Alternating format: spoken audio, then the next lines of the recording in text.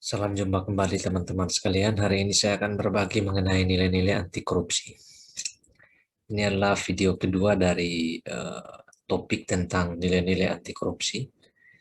Sebelumnya saya sudah membahas tentang uh, tiga nilai anti korupsi. Yang pertama yakni kejujuran, kedua kepedulian, dan yang ketiga adalah kemandirian. Oke, saya ulang lagi.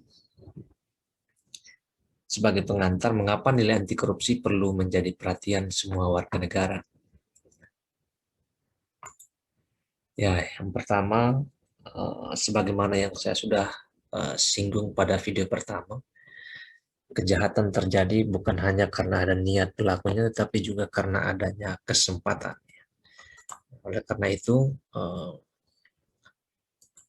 nilai-nilai anti korupsi perlu tertanam dengan kuat di dalam pribadi setiap orang, sehingga secara internal faktor internal korupsi itu dapat dicegah. Ya. Faktor internal ini berkaitan dengan niat pelaku, sedangkan faktor eksternal itu berkaitan dengan kesempatan atau peluangnya.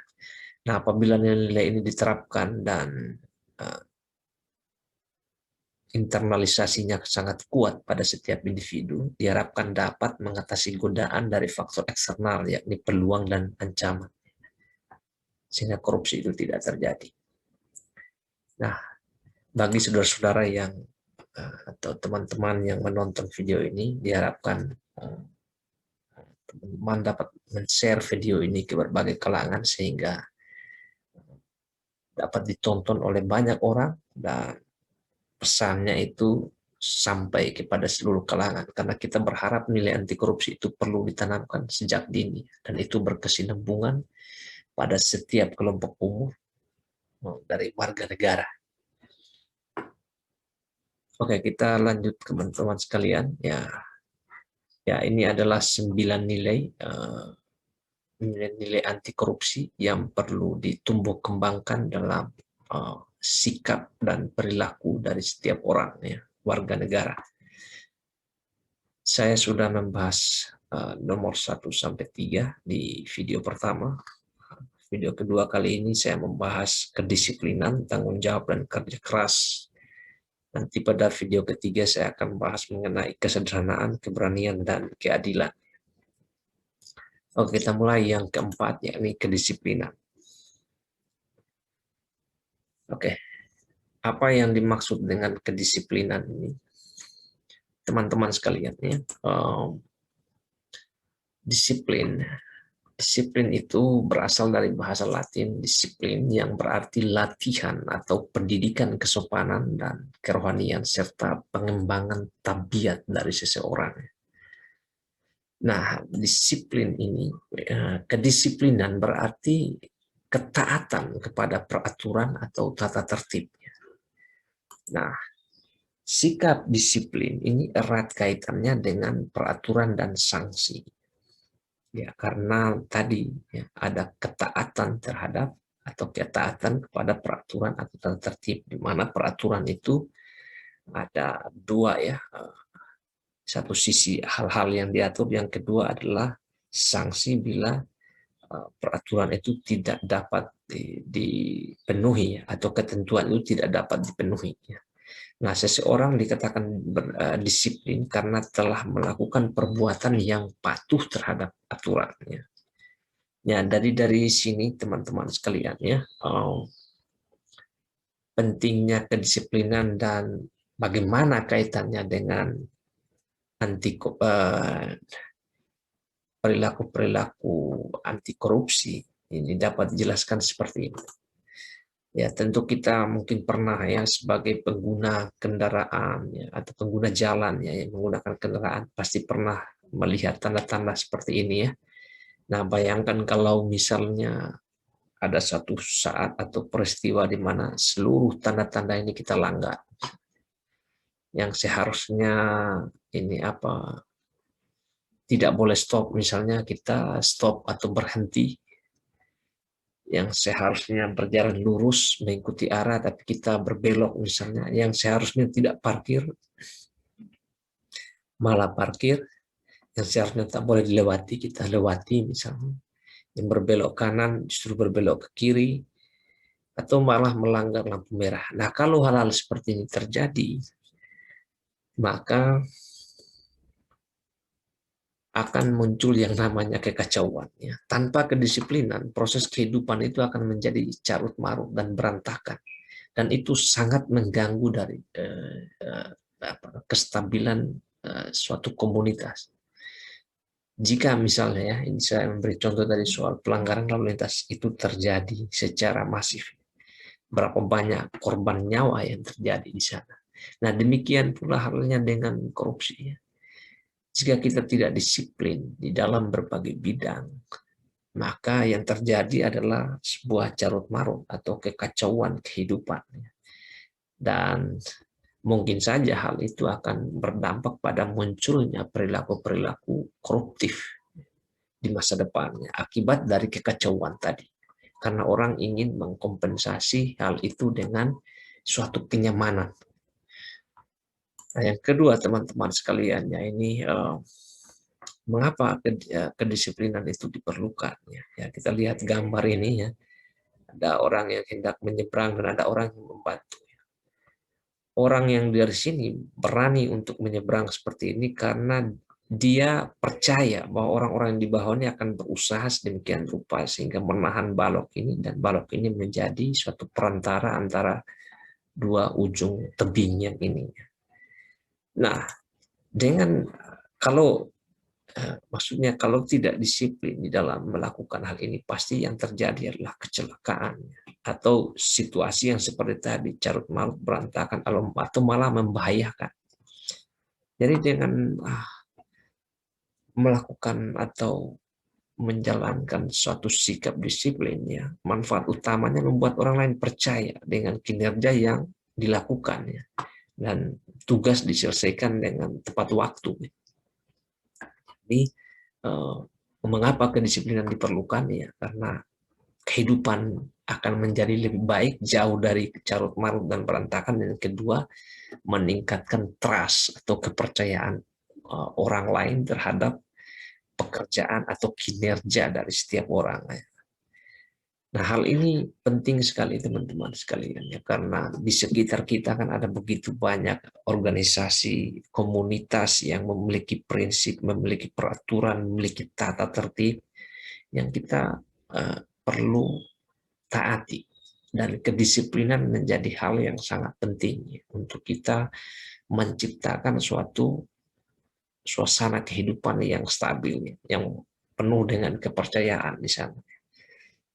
Jadi untuk mencegah perilaku-perilaku koruptif tadi, salah satu nilai yang sangat penting ini adalah kedisiplinan. Tanpa kedisiplinan mungkin kita akan mencari upaya untuk keharmonisan, kestabilan tadi dengan melakukan perbuatan-perbuatan korupsi. Oke, ini pertama mengenai nilai kedisiplinannya, nilai keempat dari nilai-nilai anti korupsi. Yang berikut, yang kelima, tanggung jawab. Apa yang dimaksud dengan tanggung jawab ini, teman-teman sekalian? Ya, ini kita lihat gambar ini, ada seorang menggunakan masker di sebuah pabrik. Ya, ini berkenaan juga dengan pandemi yang sekarang kita hadapi. Ya.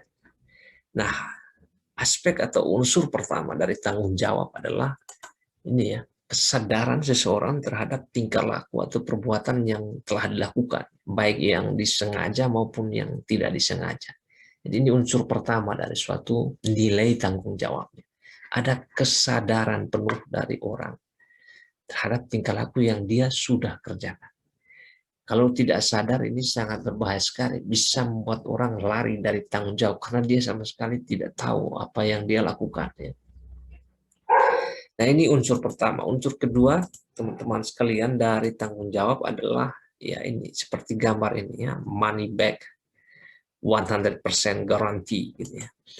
Jadi suatu keharusan bagi seseorang untuk melaksanakan apa yang telah diwajibkan kepadanya. Jadi kalau seseorang diamanatkan sesuatu hal, ya, ada keharusan bagi orang tersebut melaksanakan apa yang telah diwajibkan kepadanya. Nah, dari teman-teman sekalian, di dalam tanggung jawab ada dua aspek, yakni kesadaran dan kewajiban. Nah, kewajiban ini berimplikasi atau berdampak pada menanggung segala sesuatu, dan bila terjadi apa-apa boleh dituntut, boleh dipersalahkan, dan boleh diperkarakan atas tanggung jawab tadi, atas sesuatu yang diwajibkan tadi. Nah, bagaimana bentuk atau sikap-sikap dari seseorang ketika menjalankan tanggung jawab ini secara baik, ya. Yang pertama, pada diri sendiri tentu menjalankan amanah kerja, ya, dengan baik dan membuat manajemen waktu agar pekerjaan itu tidak terbengkalai. Jadi dimanapun kita, ya, baik di kampus, di tempat kerja dan sebagainya, seorang yang memiliki tanggung jawab, ya, idealnya menjalankan amanah kerja itu dengan baik dan membuat supaya pekerjaan itu selesai tepat waktu dan tidak menarik-narik orang lain untuk dipersalahkan atas pekerjaan yang sudah diamanatkan kepada kita. Yang kedua, teman-teman sekalian, adalah misalnya di tingkat keluarga. Jadi ada tanggung jawab untuk melakukan pendidikan terhadap anak dan juga menjaga nama baik dari keluarga, ya. Itu di level keluarga, ya. Kemudian di level masyarakat, misalnya bentuk tanggung jawab itu dijalankan dengan, ya, berperan sebagai warga yang taat aturan, taat apa yang sudah diatur di tingkat RT, di tingkat RW, dan ya mungkin juga di tingkat desa. Jadi ya, kalau ada peraturan di sana yang sudah menjadi kesepakatan bersama, ya jalankan perannya untuk patuh pada aturan, ya, dan bertanggung jawab bila diberi amanat untuk menjalankan aturan itu kepada orang lain. Kemudian pada bangsa dan negara, ya tentu memahami dan mengamalkan ideologi Pancasila, mematuhi peraturan perundang-undangan, serta, ya, tidak melakukan tindakan-tindakan korupsi. Dan kemudian pada jenjang yang lebih tinggi, misalnya kepada Tuhan, tentu harus beribadah sesuai dengan keyakinan masing-masing. Oke, teman-teman sekalian, nilai yang berikutnya adalah kerja keras. Ini salah satu nilai anti korupsi yang sangat penting juga, ya.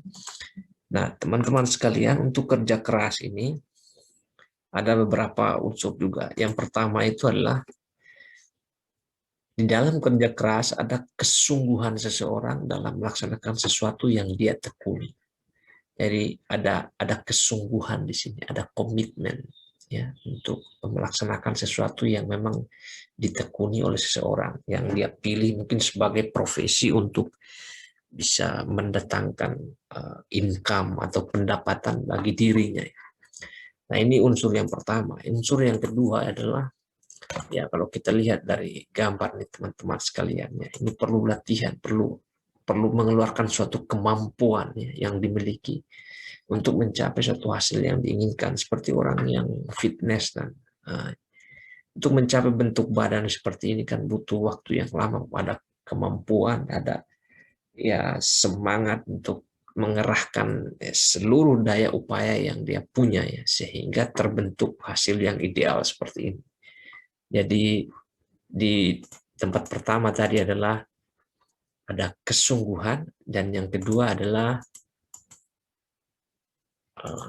mengeluarkan kemampuan yang dimiliki. Jadi kesungguhan itu berkaitan dengan komitmen hati, dan mengeluarkan kemampuan itu berkaitan dengan proses dari seseorang, ya, yang, ya, terus menerus semangat menjalani atau melakukan pekerjaan yang memang berkaitan dengan tujuan yang hendak dicapai oleh dia sendiri. Nah, teman-teman sekalian, untuk melaksanakan itu tentu butuh semangat, butuh kesabaran, ya. Semangat itu menjadi modal utama, kesabaran untuk menjalani, karena kerja keras ini kan membutuhkan sebuah proses, dan dalam proses itu bisa jadi ada tantangan dan itu harus ikhlas untuk bisa berdamai dengan tantangan atau ikhlas untuk menerima kalau sesuatu kenyataan terjadi, maka harus bisa menerima keadaan itu dan terus untuk memperbaiki diri. Tentunya berorientasi ke masa depan karena ada tuntutan secara individual, secara internal untuk menjadi lebih baik, ya. Dan tentunya ya dalam melakukan itu ya berprasangka baik. Kalau prasangkanya sudah buruk ya bisa jadi tidak akan ada lagi kerja keras itu, yang ada malah ya berhenti atau malah tidak malah membenci mungkin ya proses yang sudah dilewati. Padahal sebenarnya dari setiap proses itu kan bisa diambil hikmahnya dan berprasangka baik bahwa sesuatu terjadi itu ada rancangan kebaikan di dalamnya. Nah, teman-teman sekalian, apa yang harus dilakukan? Tentunya ya dalam kerja keras kita harus belajar mengenali potensi diri dan mengembangkannya, ya, dan meraih ya apa yang kita inginkan tadi tanpa melalui suap. Biasanya orang-orang yang tidak punya nilai ini ya, cenderung akan mengambil jalan pintas, ya, memberi suap, memeras dan sebagainya karena kekuasaan, karena jabatan. Ya, karena dia tidak mampu untuk bekerja keras. Ya. Dia tidak mampu mengembangkan atau mencapai apa yang dia miliki. Dia juga tidak kenali potensi diri. Yang kedua, teman-teman sekalian, ya, yang harus dilakukan juga ya bekerja dengan sungguh-sungguh tadi ya sebagai aspek yang pertama tanpa mengenal putus asa. Yang ketiga, membuat situasi kerja menjadi senyaman mungkin agar hasil yang ya didapatkan itu bisa maksimal, ya. Kemudian yang keempat, ya, berkeyakinan teguh atas tugas yang diemban, ya, sehingga dapat terselesaikan dengan baik. Kalau sudah tidak yakin, biasanya akan cenderung mengambil jalan pintas. Nah, harapan kita ya, setiap pribadi, individu, terutama penyelenggara negara itu berkeyakinan teguh bahwa tugas yang diembannya itu bisa diselesaikan. Kalau tidak bisa diselesaikan, pasti akan mencari bantuan orang. Nah, ini juga menjadi catatan bagi setiap kita yang mungkin akan menerima jabatan. Kalau tidak bisa kerja, sebaiknya ditolak saja, ya. Mendingan mencari kerjaan yang lain atau meminta untuk dipekerjakan pada posisi yang lain yang memang bisa dikerjakan. Kalau rasa-rasa tidak bisa, tapi kalau merasa bisa, ya sebaiknya diemban pekerjaan itu supaya terselesaikan dengan baik. Yang berikut, berusaha sebaik mungkin tanpa mengorbankan orang lain dan juga kesehatan serta waktu bersama keluarga, ya. Jangan sampai karena kerja keras kita kemudian membuat orang lain dikorbankan. Ini juga tidak baik, ya.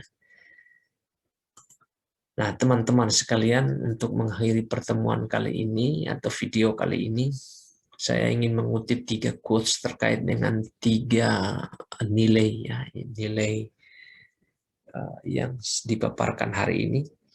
Yang pertama, ya, untuk kedisiplinan, ini saya kutip dari sebuah pepatah dari Selandia, ya. He who lives without discipline dies without honor. Dia yang hidup tanpa kedisiplinan akan mati tanpa ya kehormatannya. Ya, hidupnya akan kacau, ya tidak pernah akan membawa kehormatan. Yang kedua, ini quote dari Winston Churchill, ya. Ini seorang perdana menteri Inggris yang hidup di zaman Perang Dunia, ya. The price of greatness is responsibility. Harga dari sebuah keagungan atau kebesaran itu adalah tanggung jawab. Luar biasa, ya. Kemudian yang ketiga, ini dari seorang pemain bisbol terkenal di Amerika, namanya George Herman Ruth, atau sering juga disebut sebagai Babe Ruth, ya. Dia pernah menulis sebuah quotes yang sangat terkenal, ya. It's hard to beat a person who never give up, ya. Sangat sulit untuk mengalahkan pribadi yang tidak pernah menyerah, ya. Nah, 3 quotes ini semoga bisa menginspirasi teman-teman sekalian, ya. Mulai dari siapa yang Ya, hidup tanpa kedisiplinan dia akan mati tanpa kehormatan. Ya. Harga dari nilai dari sebuah keagungan itu adalah tanggung jawab, dan sangat sulit untuk mengalahkan seorang yang tidak pernah menyerah. Quotes pertama terkait dengan disiplin, quotes kedua yang terkait dengan tanggung jawab, dan quotes ketiga yang terkait dengan kerja keras. Ya, semoga video ini berguna untuk teman-teman sekalian. Ya.